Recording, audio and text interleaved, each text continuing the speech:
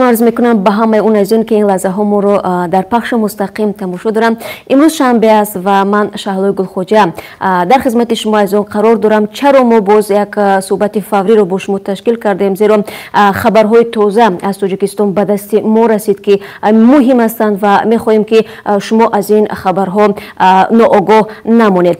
یعنی برای 2 هفته دیگر در مکتب‌ها و کودکستان های تاجیکستان تعطیل موقتی اعلان کرده شده است. یعنی از 27 اپریل تا 10 مای کودکان در خانه خواهند بود. وزارت معارف تاجیکستان میگوید که چنین تصمیم برای حفظ سلامتی کودکان و نورسان گرفته شده است و چنین تصمیم رو ستاد مخصوص جمهوری اوید به پیشگیری از پنجشنبه بیماری کووید 19 قبول کرده است. در شهر دوشنبه حکومت تاجیکستان تا هنوز میگوید که در کشور یگان مورد گرفتاری به ویروس کووید 19 ثبت نشده است، ولی در این اواخر سر و صدا پیدا کردن در رابطه با فوت و گرفتاری به بیماری التهاب شش به گفته بازم پزشکان تاجیک مردم را نگران کرده بود و اکثریت از مقامات درخواست میکردند که در مکتب و کودکستان ها و دانشگاه ها کرانتین اعلان شود، ولی مقامات گفتند که فعلا تا دستور نوبتی در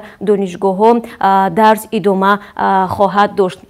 و باید گفت که امروز باز یک جلسه فوری دیگر از طرف ستاد جمهوری اوید به پیشگیری از گرفتاری احتمالی به کووید 19 تشکیل شده است و ما در این باره کمی دیرتر بازم در نشر فوری غیر نوبتی خبرها برای شما خواهیم گفت و امیدواریم شما در این نشر نوبتی ما رو همراهی خواهید کرد. و ما در این برابر باز چند خبر مهم دیگر نیز داریم وابسته به زلزله چند دفعه در جنوب تاجیکستان که زیاد در این باره شما شب گذشته و این سحر نیز به ما نوشتید و باز چند خبری دیگر.